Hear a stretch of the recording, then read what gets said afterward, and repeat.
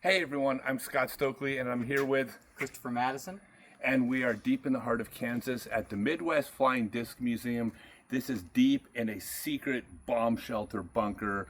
There's booby traps and all sorts of stuff around, so don't even try to show up here and sneak a peek yourself. I already saw inside for just a minute. This is a collection of, how do I say this? If disc golf is a full-grown human, in here is the hot sex that created that full-grown human. Fair enough? That's a great way to say All it. right. I don't think I didn't see anything like later than like 1983, but this is where we came from, you guys. You're going to really enjoy this. I've only seen part of it, so I'm going to get the tour, but you guys get to come with me. Come on in. I'll let you do the honors. This is really neat stuff, everyone. All right, so let's start. You said this is where it starts? Yeah, let's start right here. All right, so come right here. You're the tour guide. Okay. So, like Scott said, a little bit of everything in here. Starting with some early, what we used to call lids. We got some Innova Apple. If nobody's ever seen a freestyle ultimate disc made by Innova, there we go. They tried. I got here this one right here.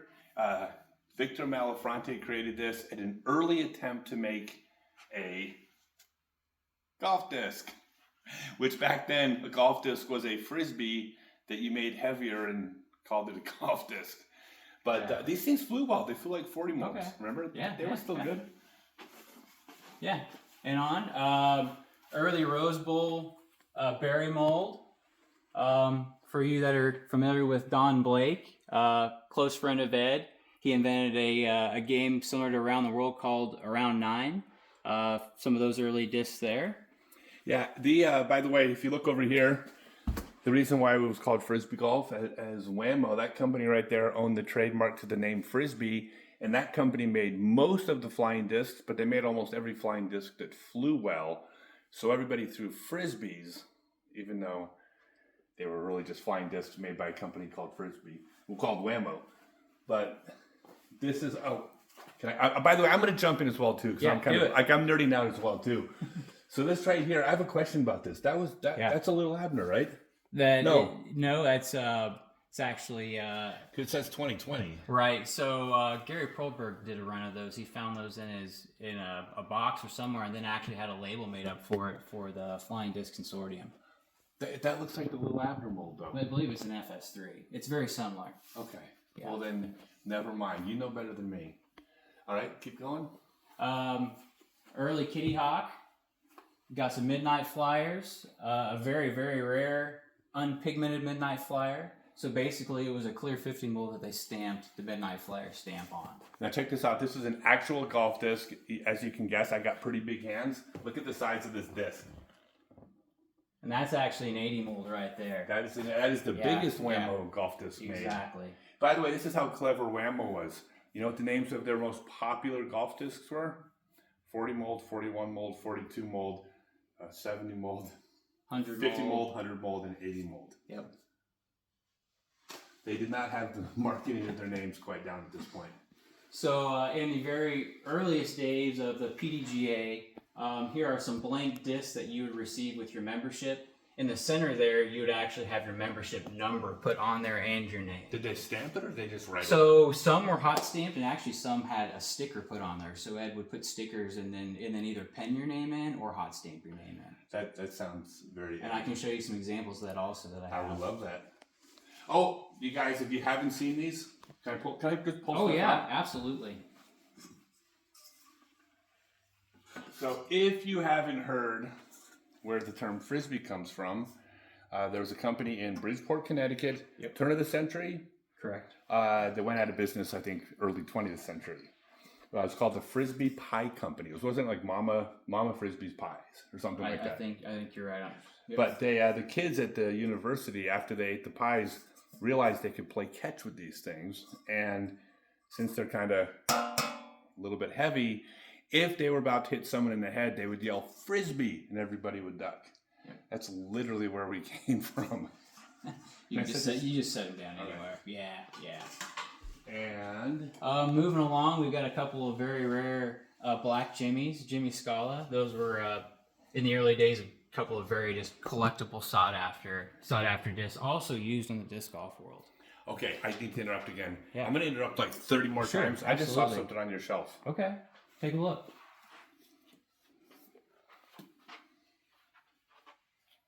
Stokes birds, for real? That's right. This is a book with all my future molds that you don't get to see. But I guess this is my catalog.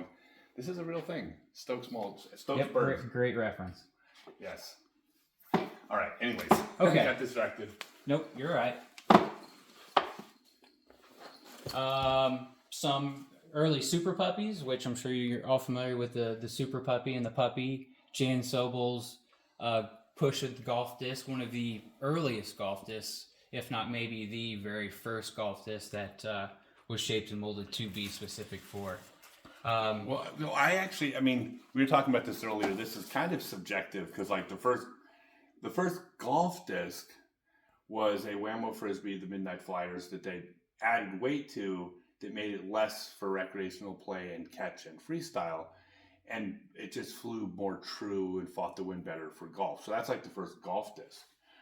But the first disc made specifically for golf, arguably, was this, which is, I've never seen it. By the way, there's a ton of stuff here I've never seen before, and I'm old. I've been around all this stuff, and there's things I've never seen, which is like shocking to me. But the Puppy, I would argue, is the first true golf disc. Because I would agree with you. This thing's not really good for anything else. Like, it's too small to be a good catch disc. You can't freestyle with it. You can't play ultimate. It's like it was made just for golf. Specific for. I would call this the first golf disc. And this one specifically is a prototype puppy from Jan Sobel's collection, and one that I've never seen before. Also, this is the only one I've ever seen. And if you, by the way. Growing Up Disc Golf is my autobiography, and it's on Amazon, and the audiobook is at Audible. I tell a lot of the early history about Jan Sobel and the creation of these discs and how they were named. And I'll put a link in the comments. This company, do you have any that say Destiny Discs? I do. Okay. The company originally was called Destiny Discs, named after Jan's daughter Destiny, who I actually met for the first time this year. And took her out to lunch, and we talked about her dad, who passed just like 2 years ago. Yeah, if not less than that. Yeah, incredible man. Oh my God, he's true pioneer of the sport. I included him in my book because he is somebody that doesn't get the credit he deserves. He was an absolute pioneer who poured his heart into the game, and his book that he wrote is at the Flying Disc Museum. The Flying Disc Museum online. They've digitized his entire book, which is about as scattered as Jan was. Well, as all the Frisbee players were back then. But it's still a great read. Jan wrote one of the first books on flying discs. Yeah, I've read that online. Oh, you read it on the page? Yeah, it's neat, right? So anyways, yeah, Jan's a hero of mine, and I wanted to make sure he got recognized in the book. Sure. Anyways, please. Anyway, yeah. So some early Kansas stuff, being a Kansas native. Couple early Oak Grove discs. I'm sure Scott can probably tell you about those a little bit. All right, so look at the yellow disc. Can you zoom in on the gopher on the yellow disc? Barely here. I'm going to hold the camera up. This is going to be my job. You guys got to see this because there's a gopher on that disc. See that gopher right there? That's the early Oak Grove gopher hot stamp. That's the same gopher who's putting on my arm. Because I'm an Oak Grove gopher. I'm a purebred OG, meaning Oak Grover. Love it. All right. So I love minis. And we got some early Midnight Flyer Pocket Pros and minis. These are original set of Japan Night Leader minis that were kind of a takeoff of the original Night Flyer sets. Oh, these are were they made in Japan then? So these were actually, yeah, those are a Toa mini, which was the Japan licensee for Wham-o. I'm still learning stuff. This is so cool that I'm actually like. Some original sets of packaged minis from Wham-o. This set and this set are from Richard Ner's collection, which was one of the founders of Wham-o. So, too much, man. Very historic. Yep. Then we have. And then I'm a big HCX collector, which is the original candy plastic, essentially, that Wham-o created to keep discs from cracking.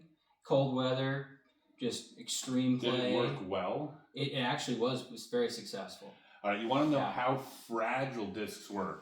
Discs like this. This is a 70 mold. This is one of the very cleverly named molds of Wham-o. If you look in the PDGA rulebook, there is still a rule to this day that said, if your disc shatters into multiple pieces, you play the largest part. Because it was not uncommon to have a disc split into 2 pieces, but often 3 or more pieces. You hit a disc on a cold day, your disc literally shattered, and you went, that's the biggest piece, play that one. So I didn't know they made the color so they wouldn't crack. Well, it was the translucency, and the color was something they did to recognize a new run, the next run. Okay, so was it effective? It was very effective. Really? Yeah, much more durable plastic than the original plastic. That was good to hear. Yeah, that was a Stork deal. Stork did that. Yep, Dan Roddick. Stork did that. There you go. Yep. All right, got some more discs over here. I hate to miss these. No, we can't miss those. So he was talking about, in contrast to the puppy, here is the original set of night flyers that Ed designed to try to make a disc that was more disc golf oriented. These are, okay, I'm going to take a guess, 40G. 40, just straight 40. Just straight 40 molds. Yep. Okay, so the letters were the subsequent runs. Yep. Yeah. And there were there's 41s, there's other molds, but just the original night flyer was just 40 mold. Okay. And then there was a potential copyright infringement with that name, so that's how they changed the name to Midnight Flyer, because there's possible lawsuit with the Night Flyer name. Wait, someone almost sued Ed? Yeah. Wow. Oh, how the tables have turned, Ed.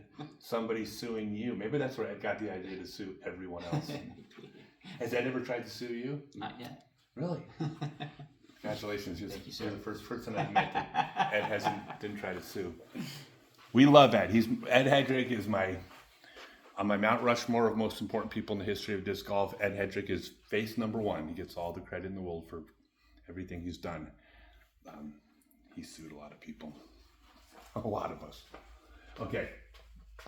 So a very important. This? Yes. So this is one of 3 copies of the original print that was drawn up for the first dedication Frisbee, first Hall of Fame induction for the royalty of flying disc. Yeah. And above is the disc that was stamped onto. Yeah. This right here, by the way, this is where competitive disc sport tournaments began. It was the Healy brothers, 56, 57. I couldn't tell you the exact. Oh, come on, you can tell me. Yeah, I'm not quite sure. You're not sure? Yeah. Then I'm 100% sure it's 56, and you're not going to tell me I'm wrong. So these guys had a birthday party in the Upper Peninsula, Michigan, and they effectively invented a game called Guts, where you throw frisbees back and forth at each other and try to catch them. Might have been a little drinking involved, rumor has it. But when they came back the next year, they created a tradition of playing this game every year, and it's the IFT, International Frisbee Tournament, which has been going on for 70 years, something like that now. The longest running tournament there is. A couple of years ago, they took a break, and everyone kind of agreed because I can't recall, something happened a couple of years ago that messed things up. But anyways, they took a year off, and everybody said you didn't lose your streak because it was a weird time. But yeah, these are the guys that started the first flying disc tournament. Another kind of interesting thing about that is this is actually a typo. This was supposed to be Copper Country, not Copper County. Oh, no kidding. Yeah. Oh my God. So there's a typo on the. It is. Yeah, it's typos on there too. It's an error disc also. That's amazing. All right, so the original scorecard for the 50,000 tournament. Yep, that was Huntington Beach, 1982, won by Tom Kennedy. Yep, right. TK. Yep, you got it. Yep. Some original IFA patches.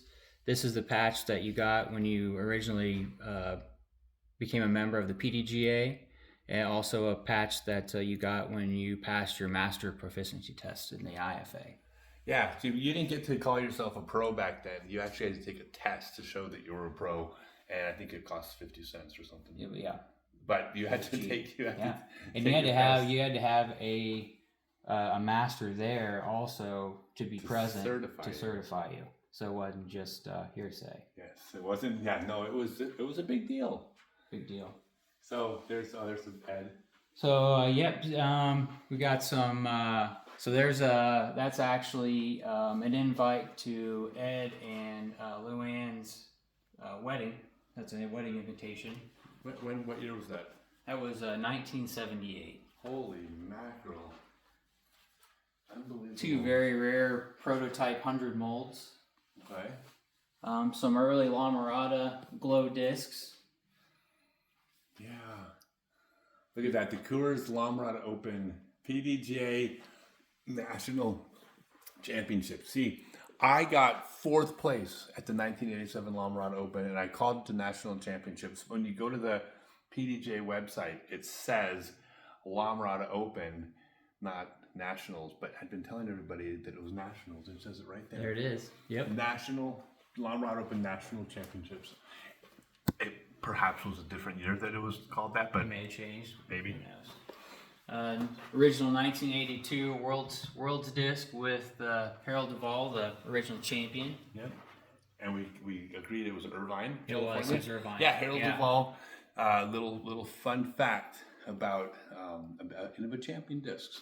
I always like to share this, that when you are the biggest company in the sport, you always have pushback because of the successes you've had financially. But the thing about Innova and Discraft as well is that Harold Duvall, Dave Dunapace, Tim Selinsky, Charlie Duvall, I think it was Walt Glass, and Jim Kenner at Discraft all played for like a decade and a half. Were winning world titles. I bet he won $250 for that. Yeah, something like that. They would go travel, win world titles, where the first place was a trophy. So all of the founders of the most successful businesses played for the love of the game for decades before they actually started to keep the lights on with Frisbee golf earnings. So yeah, take that, you anti-capitalists. Couple of European Disc Golf Association discs from early days. Wow. Were those out of Sweden?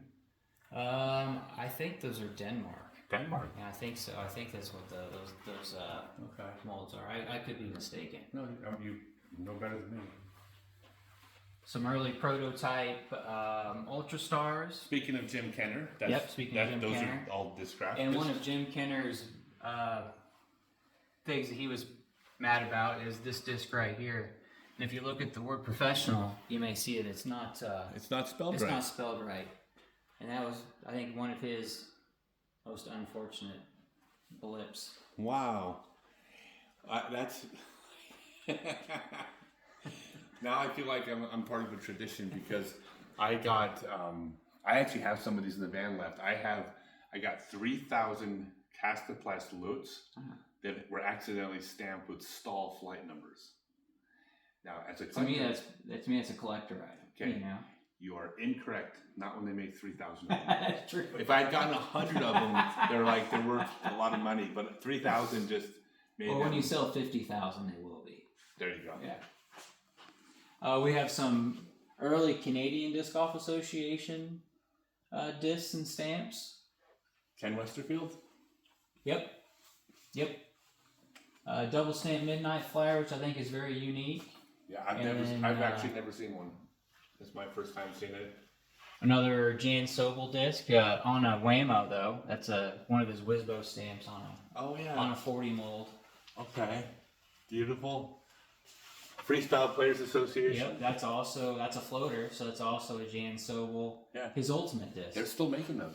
The floaters? I believe so. Really? Okay. To the best of I could be wrong, but the best of my knowledge, those are still these Frisbees.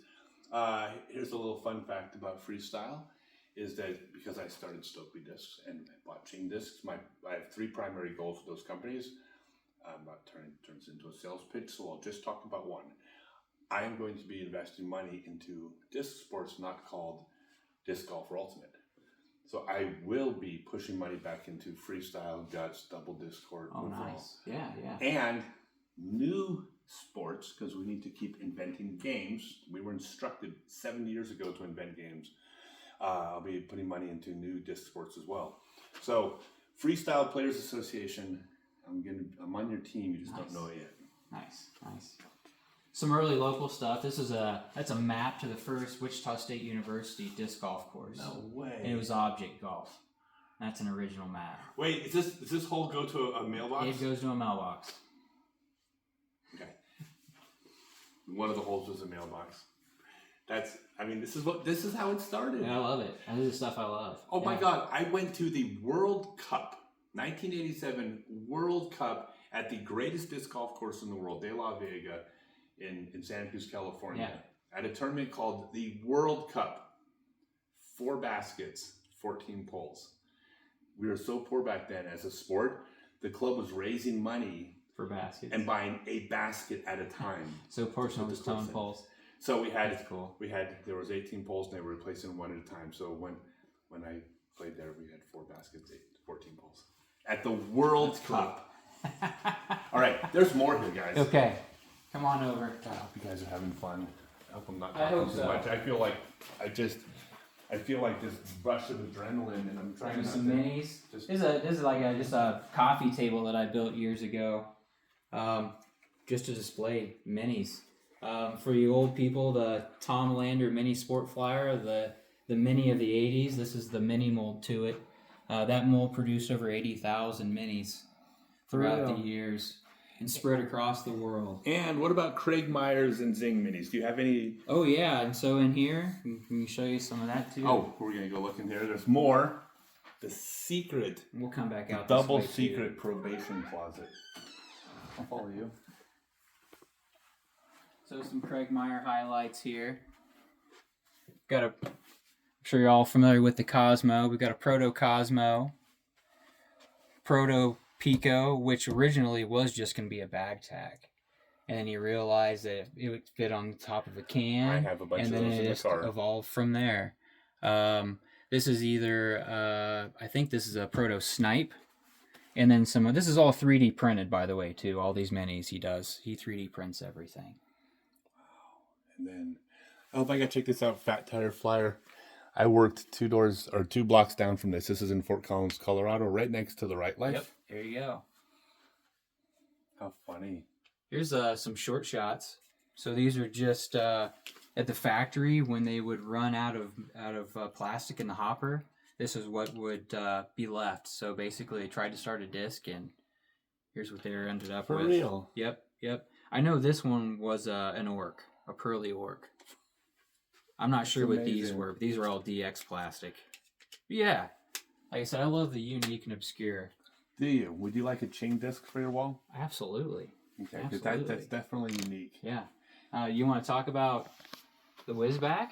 Oh yeah. So the rules were being invented as we went. So in the early days, one of the rules that didn't exist was how heavy a disc could be.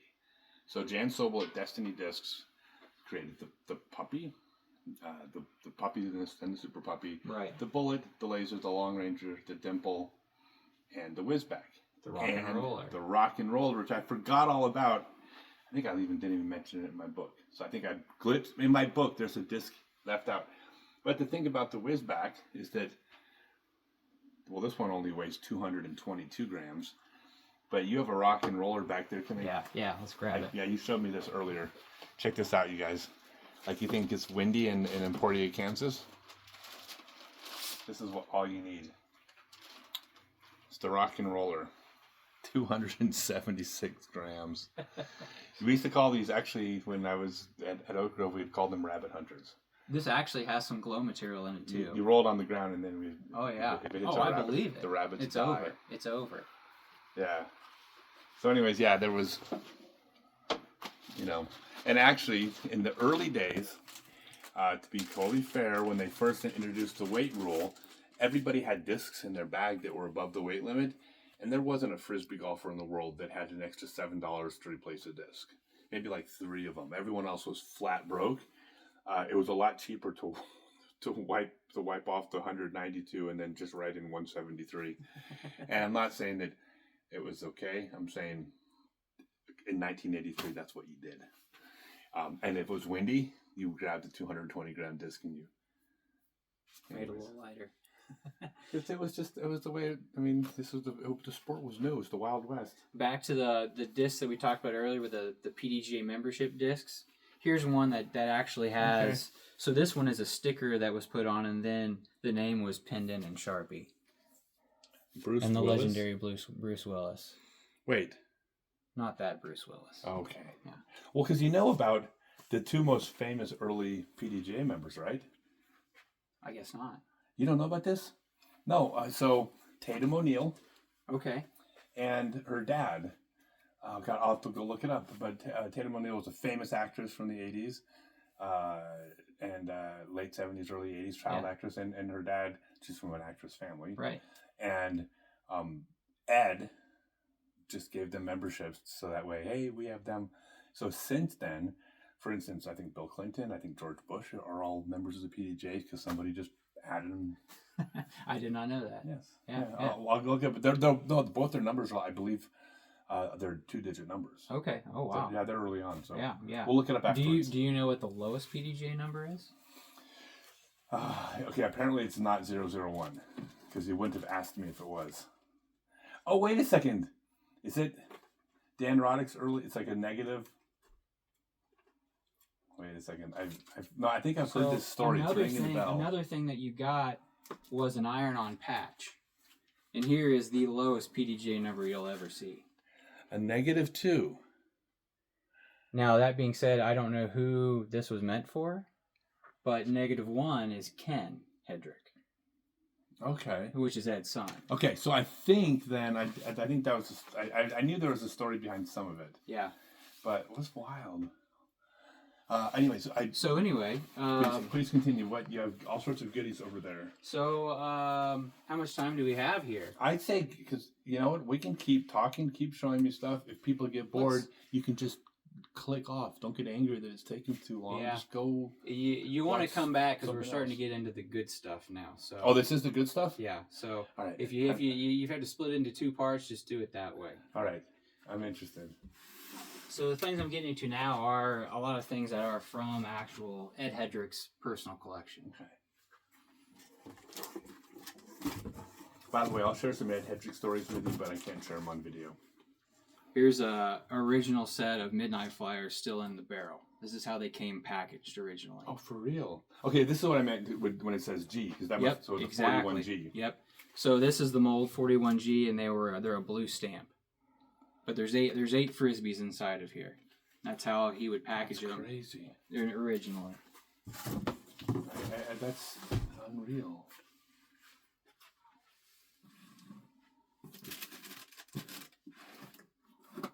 Then you have Ed's. Oh my God.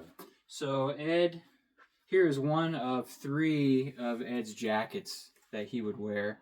There's 2 reds and this black, with his IFA patch on there, and he was always disc golf, flying disc. It was all, everybody was family, so everything, the family. Yeah. Amazing.